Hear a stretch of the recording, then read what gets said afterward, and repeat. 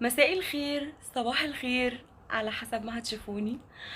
عاملين ايه؟ يا رب دايما تبقوا بخير ومحققين كل حاجة بتتمنوها يا رب. انا النهاردة جاية اكلمكم عن تصرفات الابراج وليه الابراج ما بتاخدش، يعني في ابراج معينة ما بتاخدش قرارات بسهولة، وليه دايما قرارات الابراج دي بتبقى صعبة في كل حاجة. هقول لكم ليه وايه التفاصيل وايه هم الابراج دي اللي مش بياخدوا قرار بسهولة. اول برج هو برج الحوت. كلنا عارفين ان برج الحوت هو من اكتر الابراج رومانسية وبتحب الحب قوي، لدرجة اني لو ما كانتش في علاقة حب ممكن يعني يخترعوا علاقة حب في خيالهم، لان هم برج خيالي وخيال واسع قوي. وفي نفس الوقت ما بياخدش قرار بسهولة.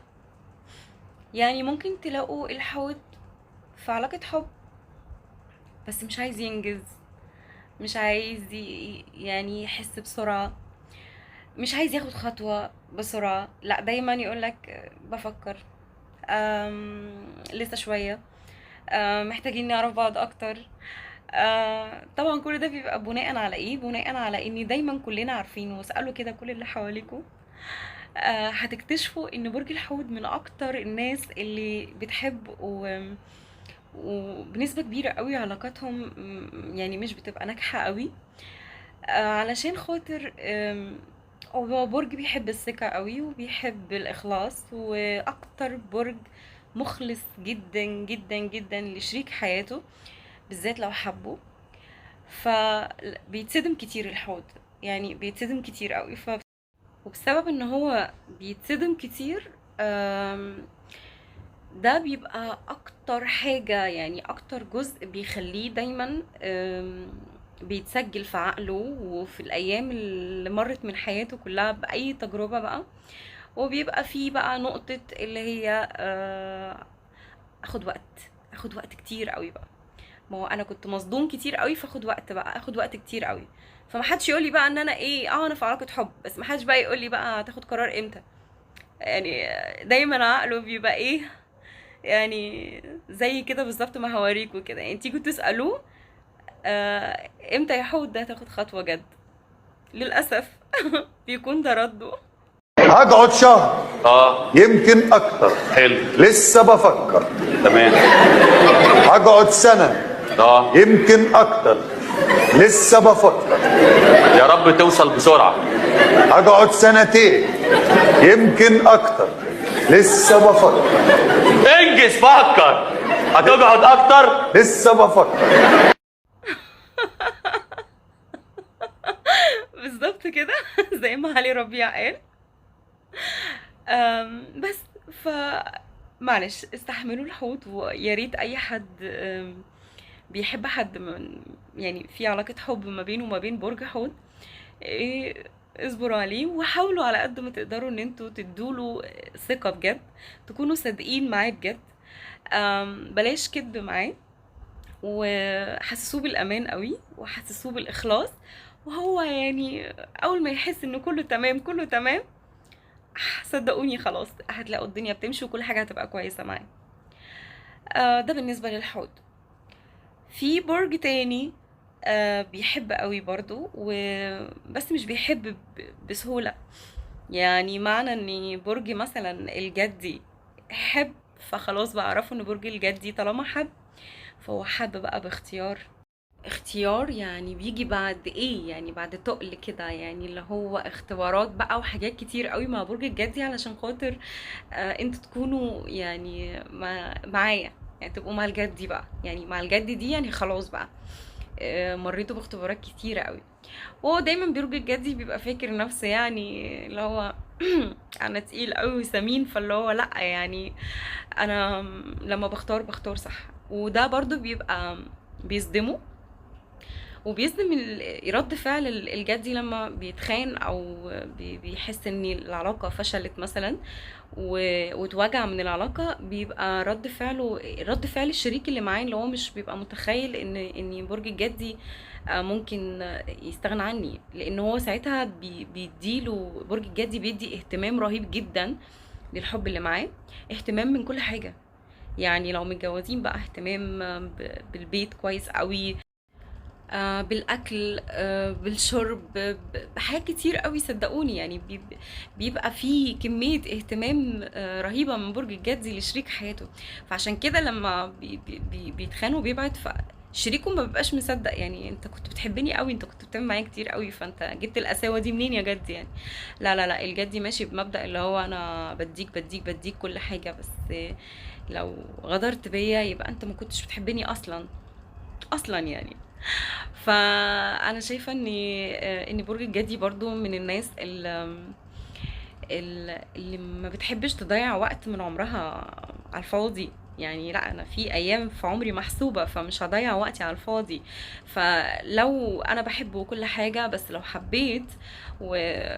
وانت ما قدرتش ده مع برج الجدي، لا خلاص بقى، مش هقعد فترة طويلة واقعد افكر ازاي انسى بقى ومش عارف ايه. لا، هينسى بسهولة وبسهولة جدا كمان، لان هيدي اشارات للعقل على طول، اللي هو جدي ايه، عمرك مش ببلاش.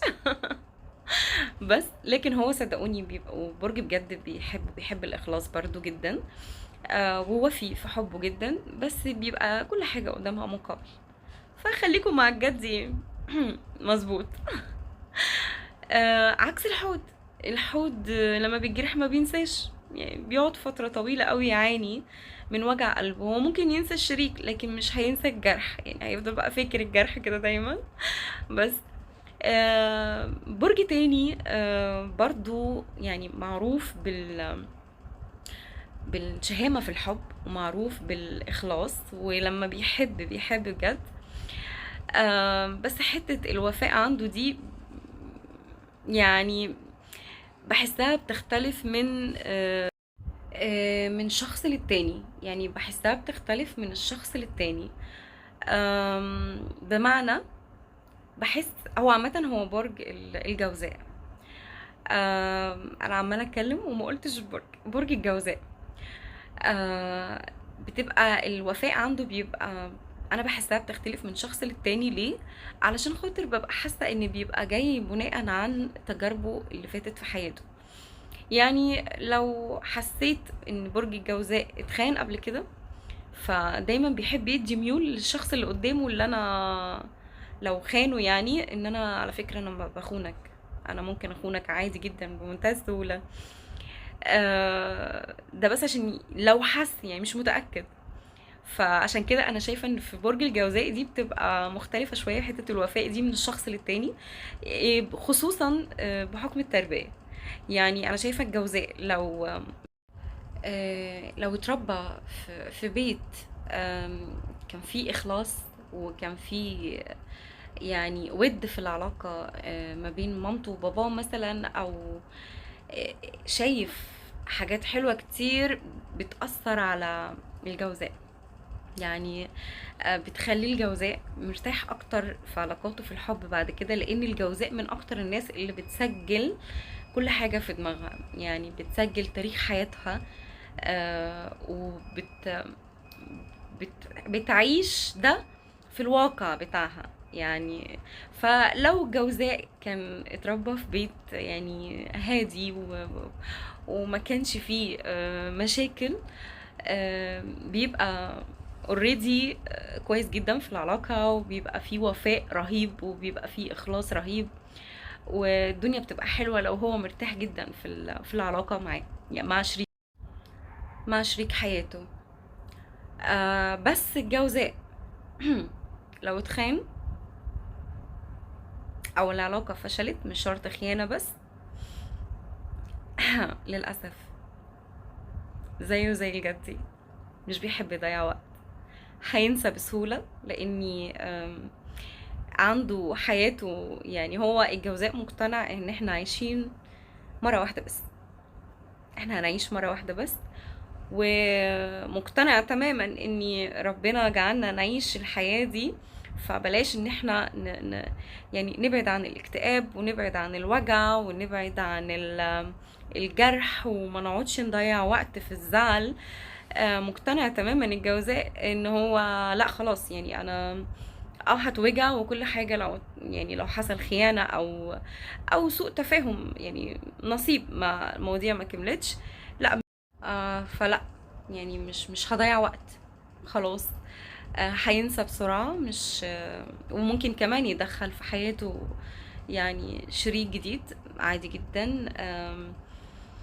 لان دي حياته، هو شايف حياته تقيلة برضو بالنسبة له، يعني حياته مش سهلة، يعني ما ينفعش ان انا اقعد افكر كتير. ده بالنسبة للجوزاء. في برج تاني برضو منضم لنفس الفصيلة بتاعت ان انا يعني لو حبيت مش والعلاقة كملت تمام اوكي، هبقى هدي كل اللي عندي، برغم ان هو برج عصبي شوية، هو برج الحمل. برج الحمل على قد ما هو برضو برج عصبي شوية، بس قلبه طيب قوي قوي قوي قوي، مخلص جدا، بس لما بيتخان على حسب الخيانة، يعني ممكن يعدي حاجات معينة بتفاصيل معينة، ممكن يسامح فيها. يعني ممكن الحمل يسامح، بس على حسب الغلطة. لان لو وصل لمرحلة ان في غلطة الحمل مش ممكن يسامحها، فهيقولك باي باي على طول، لان هو مندفع. يعني بيخش على طول كده بقى، بيتكلم بقلبه على طول، يعني اللي في قلبه على لسانه، فهو مندفع. فلو انجرح او اتوجع او اي سبب تاني والعلاقة خلاص فشلت، الحمل مش هيستنى كتير، لان برضو مقتنع ان الحياة حلوة، وبيحبوا الحياة والروح، سوري على الصوت، بيحبوا كل حاجة فيها حرية، يعني فما بيحبوش جو النكد قوي يعني، فهتلاقوهم بينسحبوا تماما يعني، وبعد ما ينسحبوا هيعيشوا حياتهم جدا، يعني هينسوا بسهولة برضه. فخلينا متفقين ان خلينا متفقين ان الثلاث ابراج دول، الجدي، الجوزاء، الحمل، مش هيستنوا كتير. لو اتوجعوا واتخانوا قوي هينسوكوا فعلا، يعني هينسوكوا مش هيضيعوا وقت خالص. زي كده مثلا. اديني سبته اهو خلاص ما حصلش حاجة، والوضع لسه ما اختلفش في اي حاجة، بنزل وبطلع والعب واركب وكل حاجة، لا لا لا مش قرفانة وسعيدة. بالظبط كده. انا النهارده ناويالكوا على علي ربيع، يعني ده احسن رد فعل لكل حاجه بصراحه، يعني عنده رد فعل لكل حاجه بصراحه علي ربيع. المهم زي ما قلت لكم كده، فالابراج دي انسوا يعني تماما. اخر برج، وهو يعني انا شايفه ان هو مش بيحب بسهوله، بس لو حب بيحب بجد، وطيب، وبيحب دايما الانسان اللي معاه يكون بيفكر بعقل و يعني تركيز كده في كلامه كمان مع الشخص التاني. هو برج الثور. برج الثور بيحب العقل جدا، وبيحب كل حاجة، بس دايما لازم يكون الشريك اللي معاه يكون عاقل كده، يعني رزين، علشان يعرف يعني يتفاهم مع برج الثور. ويعني يتفاهم ويستحمل عصبية الثور، يعني دي اهم حاجة. لازم الشريك برج الثور لازم يكون بيتحمل انفعال وعصبية الثور، لاني عصبيته صعبة قوي قوي، وانا قلت الكلام ده كتير، مندفع قوي وممكن يقول كلام قاسي في وقت عصبيته. فعشان كده بيبقى لازم الشريك اللي معاه يكون تقيل ورزين، ويعرف يتعامل معاه كويس قوي.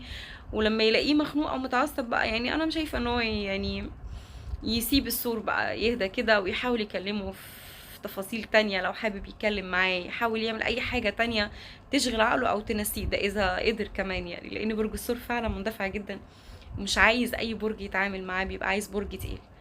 لكن رد فعله لو اتخان او كده، هو بيظهر ان هو عادي بالنسبه له، مفيش اي مشكله. برج الثور عادي، يعني بيبين للناس ان عادي، حب ومنفعش، علاقه وفشلت، لكن هو من جواه بيبقى موجوع، لان هو سبب انفعالاته دايما وعصبيته الزياده بيبقى بيسجل الوجع اللي كان فات من حياته جواه، مش عايز يقول للناس. فده بيخليه دايما يعني بيحب يثبت، يعني يظهر للناس انه مش فارق مع اي حاجه، لكن هو للاسف بيبقى كاتم من جواه، لان هو يعني شخص كتوم شويه في اوجاعه. الثور هينسى، هو هيقول للناس ان هو بينسى بسرعه، لكن للاسف مش بينسى، بيفضل يكوم يكوم يكوم ويشيل جوه قلبه. بس كده، مش هطول عليكم اكتر من كده، طولت كتير. اكيد طبعا في ابراج كتير قوي هكلمكم في تفاصيلها. اهم حاجه تابعوني. طبعا انا قلت لكم ان انا الصفحه بتاعتي هنا، كل الناس اللي عندي هنا عارفه ان انا صفحتي متنوعه، بحب قوي اصور الاماكن الطبيعيه، وبحب اصور الاماكن الحلوه. اي مكان بحب اروح اقعد فيه بلاقيه ارتحت فيه نفسيا، وحاسه ان ممكن اي حد تاني يستفيد من المكان. اكيد طبعا هقول لكم، هصور لكم اي لحظه حلوه عشان غيري برضو يجربها. وكمان ساعات كده بعمل تجارب طبيخ فاشلة من من تجاربي يعني، لا بس مش فاشلة قوي يعني، يعني بعمل شوية حاجات كده وشوية حاجات كده. انا صفحتي زي ما انتوا فاهمين، الناس اللي عندي فاهمة صفحتي، انا بعتبرها مكان ذكرياتي يعني. حابة اشارك كل الناس في كل حاجة حلوة، وحابة ان انا اديكوا طاقة ايجابية على قد ما اقدر. بس فيا ريت بقى تشتركوا في القناة عندي وتفعلوا الجرس علشان يوصل لكم كل جديد، وعشان اكبر بيكم ان شاء الله. تمام، اشوفكم على خير يا رب، وتكونوا محققين كل حاجة بتتمنوها يا رب. ولو في حد عندي هنا، لو في حد عندي هنا من الناس اللي عندي من فترة بيحبوا الأكل و... والناس اللي بتعرف تعمل أكل، مش ببالغ، هتلاقوا عندي أختي، هتلاقوها القناة بتاعتها اسمها أميرة فؤاد كيتشن، بتعمل أكلات رهيبة. روحوا اشتركوا عندها. لكل الناس اللي بتحب الطبيخ والحاجات دي، فعلا أكلها بيرفكت بجد، مش عشان اختي، لا بجد فعلا اكلها حلو قوي. خشوا وشوفوا، هسيب لكم اللينك الصفحه بتاعتها عندي هنا تحت. روحوا اشتركوا، عايزين نفرحها كده ونخليها، لان هي فعلا بجد تستحق كل خير. بتعمل اكلات وبتتعب قوي قوي قوي، انا نفسي بتعلم منها وبجرب. اشترك عندها، يروح بيقول لها ان هو جاي من عندي، من عند نسمة، اقول له احنا جايين من عند نسمة. يلا اشوفكم على خير، باي باي.